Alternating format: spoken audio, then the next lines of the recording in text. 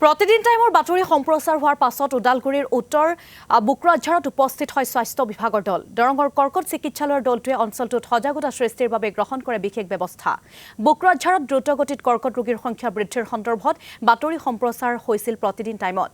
গাঁওখনত কৰ্কট ৰোগীয়ে সংসাৰ চলোৱা দুটা বছৰৰ ভিতৰতে 20 জনতকৈও অধিক লোকৰ মৃত্যু ঘটিছে। বৰ্তমানে অঞ্চলটোত আক্ৰান্ত হৈ আছে কেইবাজন লোক।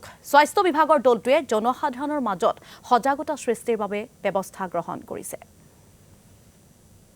ওদালগুৰি যি উত্তৰ বকৰাঝাৰ অঞ্চলত কেঞ্চাৰ সজাগতা সভা যিটো পাতা হৈছিলে ওদালগুৰি জ্যোতি স্বাস্থ্য সন্থাৰ সহযোগত, ইয়াতে আমি দৰং কেঞ্চাৰ চেণ্টাৰৰ দুটা টীম সহযোগ কৰিছিলোঁ স্ক্ৰিনিং কৰাৰ ক্ষেত্ৰত আৰু সজাগতা বৃদ্ধি কৰাৰ ক্ষেত্ৰত।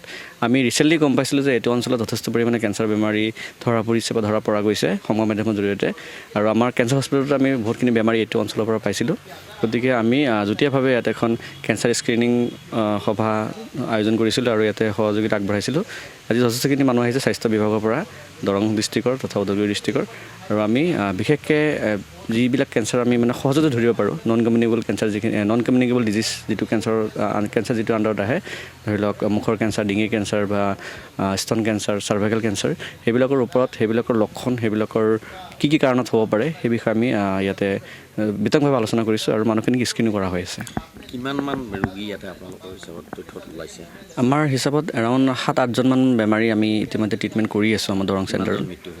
মৃত্যু হোৱাটো 2-3জনমান মৃত্যু হৈছে। সহায়কাৰী মানুহখিনি যথেষ্ট মানুহখিনি আহিছে ইয়াতে, আমি তেওঁলোকৰ লগত বাৰ্তালাপ কৰি আছোঁ আৰু বেমাৰটো কিয় হৈ আছে বা বেমাৰৰ প্ৰতিকাৰ কি সেই বিষয়ে আলোকপাত কৰা হৈ আছে।